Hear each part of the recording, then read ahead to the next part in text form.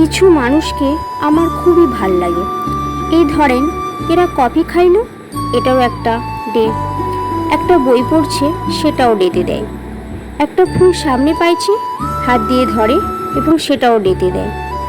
রাস্তায় একটা বিড়াল পাইলো, এটা কাছে বসেও ছবি তুলছে এবং সেটাও আপডেট দেয়। আবার আকাশে একটু বৃষ্টি বৃষ্টি ভাব আসছে, কত সুন্দর করে একখানা ছবি তুলে ধরে রাখে। আবার বৃষ্টি হলেও এক কাপ চা নিয়ে বারান্দায় সুন্দরভাবে বসে ছবি তুলে একখানা ছবি তুলে সেই ডেটা আপডেট দেয়।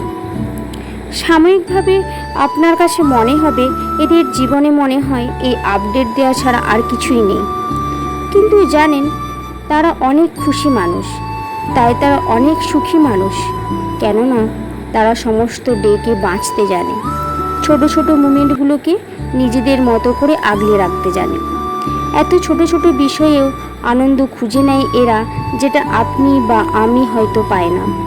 সত্যি বলতে কি, সুখী থাকাটা একান্তই নিজের কাছে। এই সময়ে এসে কেউ সুখে আছে, সাকসেসফুল হয়েছে দেখে অসুখে না থেকে তাদেরও সুখে আপনি একটু সুখী হয়ে যান। খুশি হবে আপনার দুয়ারে আগমন এবং খুশি আপনার দুয়ারকে করবে চুম্বন।